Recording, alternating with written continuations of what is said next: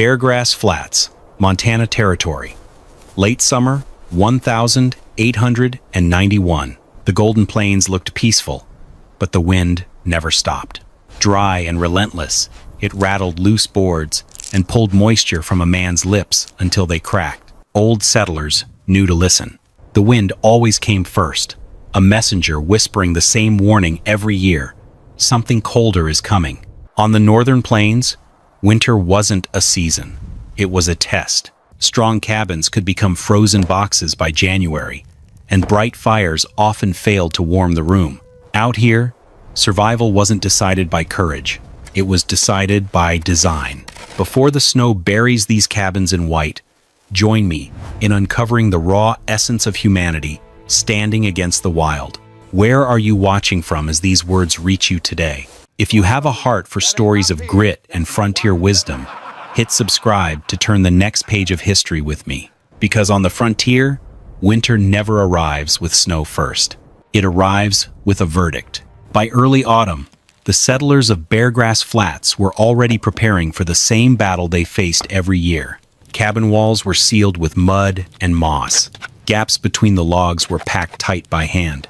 Axes rose and fell across the valley as men hurried to split firewood before the ground froze solid. Every homestead followed the same quiet rule. Build strong walls, stack more wood, pray it will be enough. But on the far edge of the settlement, one man was not building up. He was digging down. Brenner Cruz, a quiet homesteader who had arrived 2 years earlier with little more than a wagon and a set of stone tools, spent his days cutting into the earth itself. Instead of raising walls toward the sky, he carved a massive rectangle into the prairie soil. Day after day, the pit grew deeper, 30 feet long, nearly 20 feet wide, more than 5 feet below the grass line. From a distance, it looked less like the start of a house and more like a wound in the land. Riders slowed their horses when they passed it. Wagons creaked to a halt so drivers could stare down into the growing hole. Most of them said nothing, but one man finally shook his head and muttered the thought everyone else was already thinking. He's not building a house. He's burying himself. Word about the hole in the prairie spread quickly across Beargrass Flats, and sooner or later, it reached the one man whose opinion about buildings carried more weight than anyone else's. Silas Dern. For nearly 15 years, Silas had worked across the Montana Territory as a stove and chimney mason. He built the fireplaces that kept cabins alive through winter. When a chimney cracked or a stovepipe failed, settlers rode miles to find him. If Silas said a structure was unsafe, people listened. One afternoon, he rode out to the edge of the settlement and dismounted beside the excavation.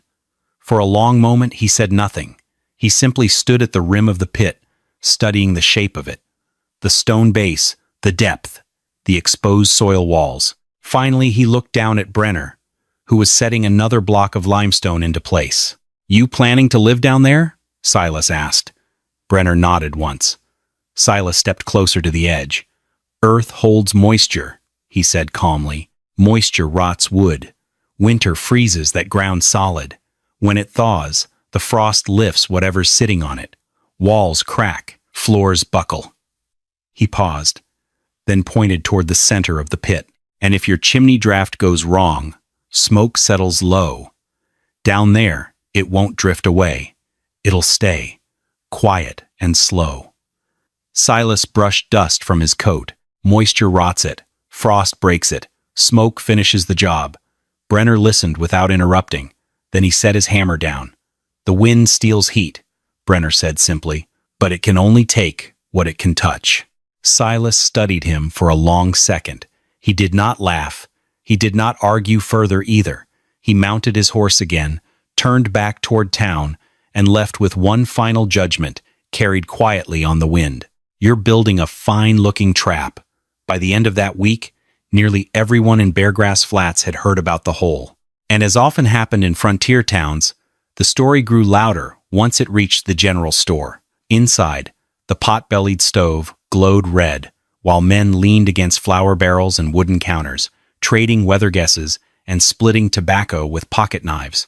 Talk moved easily from cattle prices to the coming winter. Soon enough, the subject turned to Brenner Cruz. "He's still digging?" one man asked. "Deeper than a well, from what I hear," another answered. A few chuckles passed around the room. Then Wade Harker, a tall ranch hand, known more for quick jokes than careful thinking, tipped his hat back and grinned toward the stove. "Well," he said, "if the man wants to live underground, we ought to call the place what it is." He paused long enough for the room to lean in. Cruz's grave house. The laughter came fast and loud. Someone slapped the counter. Another man repeated the phrase, "Grave house. Cruz's grave house." The name moved around the room like sparks from the stove. By evening, it had already traveled across half the settlement. A nickname on the frontier was more than a joke.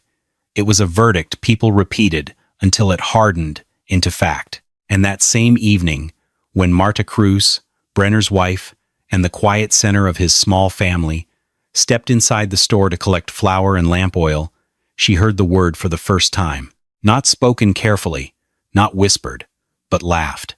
The laughter in town was only one kind of pressure.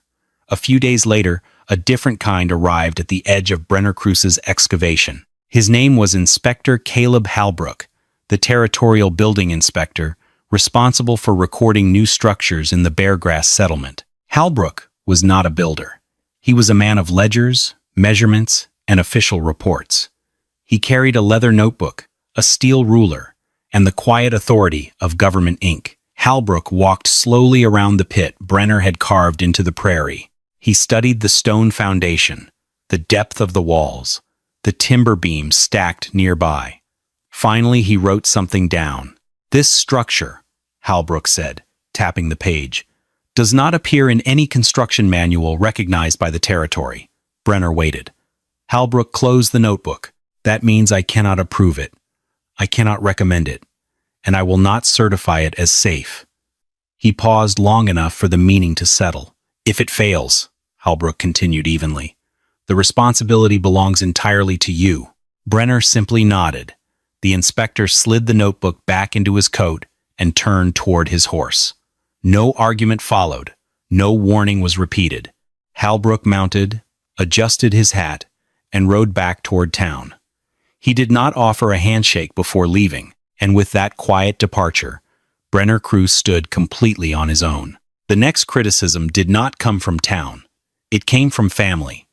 Ephraim Holt, Marta Cruz's older brother, rode out one afternoon after hearing the same nickname everyone else had begun repeating. He circled the excavation once on horseback before speaking. "You really plan to raise a house down there?" Ephraim asked. Brenner was fitting stone into the foundation trench. He did not look up. Ephraim pointed toward the pit with the handle of his riding crop. "That's not a house," he said bluntly. "That's a grave." The word hung in the dry prairie air. Ephraim turned his horse toward Marta, who stood near the wagon. "You and the children shouldn't be living in a hole like that," he said quietly. "When winter comes, that place will freeze like a cellar." Then he rode away. The sun dropped low, not long after that.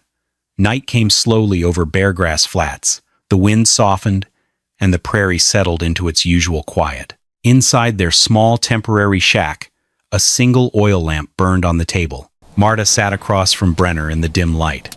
For a long time, she said nothing. Then the words finally came. "It's hard," she admitted softly. "Everywhere I go, people laugh about that house. They laugh about us." Brenner listened.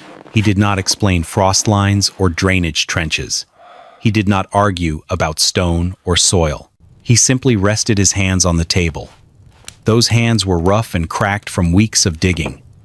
"I'm not building it to prove them wrong," he said quietly. Marta looked up. "I'm building it so the children never learn what deep winter cold feels like." The lamp flame flickered between them. Marta wiped her eyes and sat quietly for a moment. Then she nodded once. "We'll see," she said. Her voice was calm again. "Winter will decide." A few days later, Marta Cruz was hanging laundry near the edge of the property when a neighbor's boy wandered over. He stood for a moment, staring at the deep cut in the prairie where Brenner worked below the grass line. "Why does he want to live in a hole?" the boy finally asked. Marta smiled faintly. "It isn't really a hole," she said.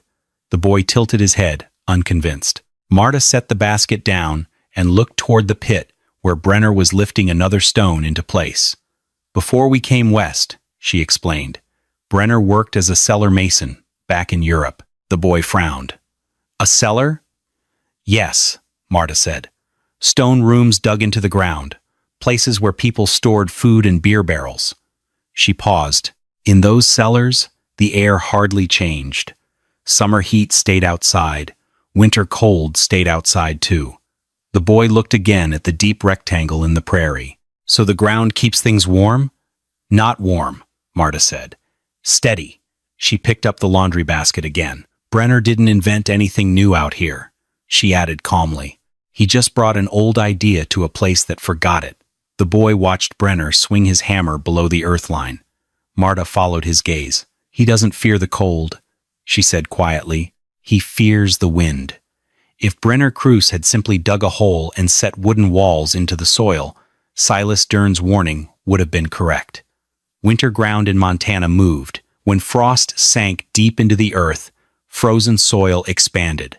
In spring it rose again as it thawed. Cabins built too shallow often shifted with that slow movement. Foundations cracked, floors warped, chimneys split. But Brenner did not stop digging once the pit reached living depth. He went lower. Another trench was carved into the bottom of the excavation, narrow but deep, running beneath the future walls of the buried cabin. The trench cut past the frost line, down into soil that winter cold could not reach. Into that trench, Brenner lowered massive limestone blocks, each one weighed enough that he had to lever it into place with a steel bar and a length of timber. When the stones were set, he locked them together with a mortar made from lime, wood, ash, and river sand. The result was slow work, heavy work, but the stone footing formed something stronger than a simple cabin base. It created a rigid frame anchored below the frost's reach. One afternoon, while riding past again, Silas Dern paused his horse and watched Brenner fitting another block into the trench. He did not interrupt. He only studied the depth of the stone line and the careful mortar joints between the blocks. Silas said nothing, but for the first time, the work below the prairie surface began to make a kind of quiet sense. Because Brenner was not building something winter could lift. He was building something winter could not move. Frost was only one of Silas Dern's concerns. Moisture was the other.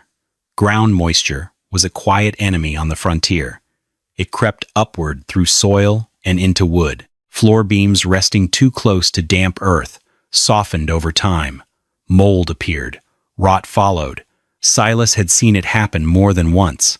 So when he rode past the excavation again a few days later, he expected to see wooden floor beams laid directly across the dirt. Instead, he saw Brenner hauling wagon loads of gravel into the pit. Load after load was dumped and spread across the entire floor of the excavation until the ground disappeared beneath nearly 8 inches of loose stone. The gravel served a simple purpose. It broke the path moisture used to climb upward through soil. But Brenner did not stop there. Across the gravel bed, he set thick wooden beams, raised 14 inches above the stone surface.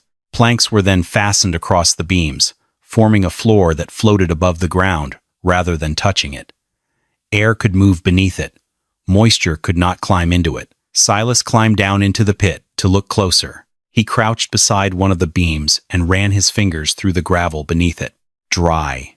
The wood above never touched soil. Silas stood up again and glanced across the entire frame of the floor. For the first time since he had seen the excavation begin, the stovemason had no immediate criticism ready. He only looked once more at the raised beams and the still air beneath them. Then he said nothing at all. By mid-October, the buried cabin had begun to take its true shape. Stone walls stood firm below the prairie line.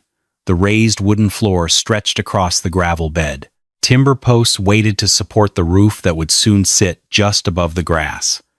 And then the rain came. It started as a slow gray drizzle one afternoon. By nightfall, the sky opened. Cold autumn rain poured across Beargrass Flats in steady sheets. Water ran through wagon ruts, pooled in low pastures and turned the prairie soil into heavy mud. And every drop of that rain had only one place to go: down. By morning, several settlers rode out to see the pit Brenner had carved into the earth. They expected to find it half full of water. From the edge of the prairie grass, the excavation already looked darker than usual. Marta saw it too. She stood beside the wagon as rain continued to fall around them, watching muddy water creep down the sloped sides of the pit. The stone walls glistened. Small streams ran along the edges of the excavation. For the first time since the work began, fear reached her voice. "Brenner," she said quietly. He was already moving. With a shovel and pick, Brenner began cutting narrow trenches into the soil outside the pit's rim. The trenches circled the entire structure like a shallow moat, directing runoff away from the excavation instead of allowing it to spill inside. He worked through the afternoon. He worked through the evening. Lantern light flickered across the wet prairie while rain continued to fall. Mud clung to his boots. Water soaked through his coat. The trenches deepened inch by inch. Slowly, the streams of rainwater began to change direction. Instead of pouring down the walls, they turned and followed the new channels away from the pit. By midnight, the flow had weakened. By dawn, the floor of the buried cabin remained almost completely dry. But the fear had been real. As the rain finally slowed, Marta stood beside Brenner near the trench he had cut through the mud. "What if you're wrong?" she asked softly. Brenner wiped rainwater from his hands and looked toward the gray horizon. "If I'm wrong," he answered calmly, "we'll know it before winter arrives." When the autumn rains finally passed, Brenner crews returned to work with steady patience. The buried cabin rose slowly from the pit, but not in the way most frontier homes did. Instead of raising tall log walls above the prairie, Brenner kept the structure low. The wooden walls climbed only 3.5 feet above the grass line before stopping. From a distance, the shape of the house barely broke the horizon. Across the top of those walls, he laid a lattice of young willow branches, woven tightly together like a basket. Over that lattice came thick layers of clay-packed soil. Then came the final layer, living prairie grass. Brenner cut the sod in wide, square blocks and laid them across the roof with the roots still tangled in the soil beneath them. Within days, the grass settled and continued growing, just as it had before it was moved. The roof became part of the prairie itself. From the road, the buried cabin no longer looked like a building.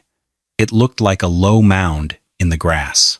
Hank and Ruth Cruz, the couple's 2 children, climbed the gentle slope of the roof one afternoon and stood on top of it, looking out across the open plains.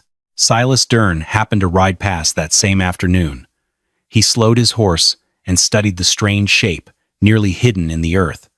The wind moved across the prairie, exactly as it always had. It simply passed over the mound and kept going. Brenner was not raising a house to fight the land. He was hiding his family inside it. December arrived quietly on Beargrass Flats. The first real cold did not come with a storm. It came with still air and long nights that drained heat from the ground. Across the settlement, the effects showed quickly. Water buckets near cabin doors formed thin skins of ice before sunrise. Frost crept along the inside edges of window frames. Floors near the walls felt cold enough that many settlers kept their boots on indoors. Fires burned constantly, yet warmth seemed to disappear as quickly as it was made. Inside the buried cabin, the scene looked different. A small iron stove glowed in the corner. Its fire kept low to conserve wood. The room was quiet. No wind slipped through the walls. No drafts crawled along the floor. Ruth Cruz sat cross-legged on the wooden boards, quietly carving patterns into a scrap of soft pine. Hank leaned against the stone wall, reading by the light of a lamp. Brenner said little. He only added a small piece of firewood to the stove when the coals settled. Marta moved across the room, clearing dishes from the table. Halfway across the floor, she paused. She looked down at her feet. Only then did she realize something strange. She had been standing there barefoot for several minutes, and the floor beneath her was warm enough that she had not even noticed. A few days later, something unusual happened across Beargrass Flats. The wind stopped, not weakened, stopped. The prairie stood silent beneath a low gray sky. No grass moved, no fence creaked. Even the smoke from chimneys rose straight upward without drifting. Old settlers recognized the sign immediately. This was how the worst storms began. The land took a breath before it screamed. By late afternoon, the temperature dropped sharply. Clouds thickened across the northern horizon. Then the first snow arrived. The wind had returned. Harder, colder. The blizzard had begun. On the far side of the settlement, Silas Dern stood beside the woodpile behind his cabin. He studied the stacked cords of firewood with quiet calculation, not as fuel, as time. Because once the storm started, the frontier followed a simple rule. Two different ideas about winter were about to be tested, and the court of the plains had officially opened. By nightfall, the blizzard had fully taken hold of Beargrass Flats. Wind tore across the prairie in long, violent bursts. Snow no longer fell from the sky. It moved sideways, racing through the darkness like white sand driven by a storm tide. Cabins across the settlement lit their stoves early. Inside Silas Dern's house, the fire was already roaring.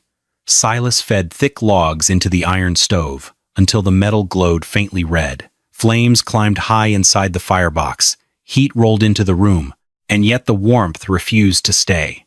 Wind slipped through the seams of the log walls in thin, whistling drafts. The stove pulled air toward it, and the chimney carried both smoke and heat upward into the storm. The fire burned harder. The room stayed cold. Near the far corner of the cabin, frost had already begun to creep across the wooden floorboards. A basin of wash water sitting near the wall formed a thin layer of ice along its surface. Silas stared at the flames through the open stove door. More wood, more fire. Still not enough. Across the settlement, the buried cabin sat low beneath its living roof of prairie sod. Snow raced over the grass above it. Inside, the sound of the storm was muted. The wind pressed across the roof and moved on, unable to reach the rooms beneath the earth. The iron stove in Brenner Cruce's home burned quietly. Not roaring, not straining, just steady. Ruth sat on the floor again with her carving knife. Hank leaned back against the stone wall, turning the pages of a worn book. Marta moved about the room calmly, adjusting a kettle over the small stove. No draft touched the floorboards. No whistle crept through the walls. The air in the room simply stayed where it was. Outside, the wind screamed across the prairie. Inside Silas Dern's cabin, the fire grew hotter, and the room remained stubbornly cold. He slammed the stove door shut and muttered under his breath. "The fire's bigger," he said, shaking his head. He stared at the stove again, confused by what his own senses were telling him. Yet somehow, Silas looked toward the frozen corner of the room. It's colder.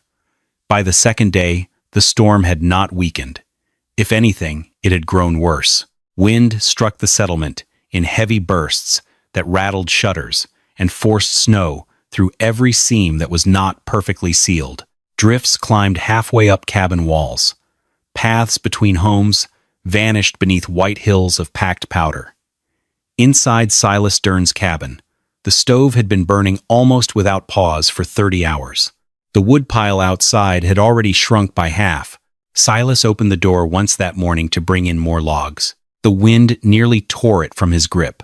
Snow blasted through the opening and scattered across the floor before he forced the door shut again. By afternoon, the pile of split wood inside the cabin had begun to run low. Silas stood beside the stove and looked around the room. There was still wood in the house, just not the kind meant for burning. He took down a narrow bench that had once belonged to his father. The legs were old pine, worn smooth from years of use. For a moment he hesitated, then the axe came down. The sound of splitting wood echoed sharply in the small room. Piece by piece, the bench disappeared into the stove. The fire roared again. The warmth did not last. By the third night, the strain on the chimney finally showed itself. The heat from the constant fire had expanded the clay lining inside the brick flue. Outside, the wind-driven cold kept the outer chimney stones frozen hard. Something had to give. A sharp crack echoed down the chimney shaft. Then the smell of smoke changed. Instead of rising upward through the flue, thin streams of gray smoke began leaking into the cabin itself. Silas stepped back from the stove. His wife coughed first. Then the children. The smoke thickened quickly. Staying inside meant breathing it. Going outside meant stepping into a blizzard that could freeze exposed skin within minutes. Silas looked toward the door, then toward the chimney. The room was filling with smoke. For the first time since the storm began, his certainty about the way cabins should be built began to fracture. He turned toward his wife, his voice lower now. "I built this place the way everyone builds them." He paused. His eyes drifted toward the stove, where the flames continued to consume the last pieces of the broken bench. "I built it the way I was taught." Silas took a slow breath of smoke-heavy air. "And that way is killing us." Outside, the blizzard continued its relentless assault on Beargrass Flats. Inside the cabin, the truth finally settled into the room. Silas Dern had built his house correctly. Correctly for habit. Correctly for tradition. But tradition had never faced the full force of a northern plains blizzard quite like this. And now there was only one place left to go. The place everyone had laughed about, Cruce's grave house. Silas Dern did not waste time once the decision was made. He tied a long rope around his waist and looped the other end around his wife and children. On the open plains, that rope could mean the difference between reaching the next building and vanishing in white wind forever. The door opened. The blizzard slammed into them instantly. Wind tore at their coats. Snow blasted into their faces so hard it felt like handfuls of gravel. The world outside the cabin had become a shifting wall of white. Silas leaned forward and stepped into it. The buried cabin sat barely 100 yards away across the prairie. On a calm day, the walk would have taken less than a minute. Tonight, it felt endless. They moved slowly, one careful step at a time, following the rope between them like a lifeline. The wind erased their tracks almost as quickly as they made them. The settlement behind them disappeared. The prairie vanished. For several seconds at a time, Silas could see nothing at all. Then, through the blowing snow, a dark shape appeared ahead. Not a house, a mound, a low hump rising from the prairie grass, nearly buried beneath drifting snow. Cruce's grave house. Silas fought the wind for the last few yards and reached the small wooden door cut into the earth-covered wall. He pounded on it. The storm swallowed the sound. He struck the door again. A moment later it opened. Warmth did not rush out in a blast the way it did when a hot cabin door opened in winter. Instead, something stranger happened. The air inside the buried cabin simply stayed where it was. Warm. Still. Snow clung to Silas's coat as he stepped inside, then slowly melted into drops of water that fell quietly onto the wooden floor. Marta Cruce stood beside the door, holding a lantern. Behind her, the room looked calm. The stove burned low in the corner. Brenner sat near the table, rising slowly as the visitors entered. The children hurried past the doorway and collapsed onto chairs near the fire. Silas remained standing. His eyes moved slowly across the room. The floor was warm. The walls held no frost. And on the far side of the room, well away from the stove, sat a tin wash basin filled with water. Silas walked toward it. He touched the surface. No ice, not even a thin skin. The water was simply water. Silas said nothing for several seconds. Then he reached into the inside pocket of his coat and removed a small brass thermometer he often carried while inspecting stove drafts and chimney heat. He held it in the center of the room and waited. The thin column of mercury inside the glass tube slowly climbed. 60 degrees, 65. Then it stopped. Silas leaned closer to the lantern light. 69 degrees. For a moment, no one spoke. The storm roared faintly above the roof of earth and grass. Silas turned the thermometer slightly, checking it again in the lantern light. Then he nodded once. "I measured twice," he said quietly. Across the room, Brenner Cruce did not smile. He did not argue. He did not explain the stone foundation, the gravel floor, the air trapped beneath the boards, or the earth that wrapped the house like a coat. He simply stood there, watching the storm test the world outside his door. And inside the buried cabin, the air remained still. The storm did not end that night, but the worst of it had already spoken. Silas Dern and his family stayed inside the buried cabin until morning. No one talked much. The children slept close to the stove. Marta moved quietly around the room, sharing food and blankets without ceremony. Silas did not sleep. Instead, he watched.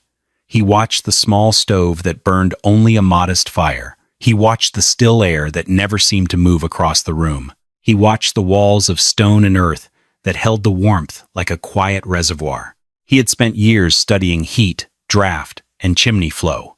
But that night, he studied something different: stability.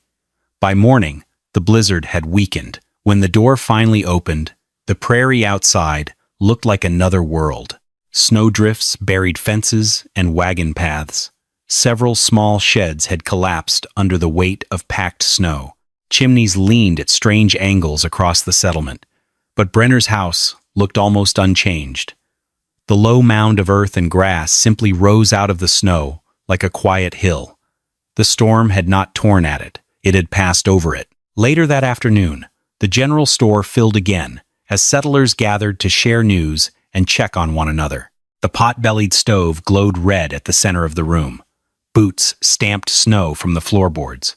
Voices slowly returned to their usual rhythm. Before long, someone mentioned Brenner's strange house again. Wade Harker leaned against the counter, his familiar grin already forming. "Well," he began, "I suppose the folks in Cruz's grave house." "Enough!" The single word cut through the store like the snap of a dry branch. Every head turned. Silas Dern stood near the door, snow still clinging to his coat. He walked toward the stove and faced the room. "My cabin dropped to 38 degrees, he said. The room went quiet. The chimney cracked. Smoke filled the place. A few men shifted uneasily. Silas held up the small brass thermometer he had carried the night before. "I measured Brenner's house myself." He paused. 69 degrees. Someone near the back of the room frowned. Silas nodded once. Half the firewood. Half the fire. Silence spread across the store. The nickname that had once traveled through town so easily disappeared almost immediately. No one said gravehouse again. Winter had finished the argument that laughter had started. When the snow melted in spring, a few settlers rode quietly out to Brenner Cruz's land. They did not arrive with jokes. They arrived with measuring cords, shovels, and quiet questions. Brenner never gathered a crowd to explain his ideas. He never told anyone they had been wrong. When a neighbor asked how deep the trench should be, Brenner simply drove a wooden stake into the prairie soil and stretched a cord across the ground. "Start here," he would say. One of the first men to mark out a new foundation beside his own cabin was Silas Dern. The stove mason, who had once called the buried house a trap, now stood measuring frost depth with careful attention. Because something important had been settled on Beargrass Flats, the frontier did not reward pride. It did not reward tradition for its own sake, and it certainly did not reward the loudest voice in the room. Out on the open plains, winter served as the final judge. It stripped away assumptions. It ignored arguments. It only measured results. Brenner Cruz never claimed victory. He simply continued helping neighbors set their stakes and dig their trenches, because the lesson had never been about proving anyone wrong. It had been about understanding the land well enough that the land itself would protect you. On the northern plains, survival did not belong to the strongest house. It belonged to the house that understood the rules of winter. And in the end, the prairie had delivered its verdict. If you were living on the frontier, would you have laughed at Brenner's buried cabin too? Or would you have trusted the earth? Tell us in the comments.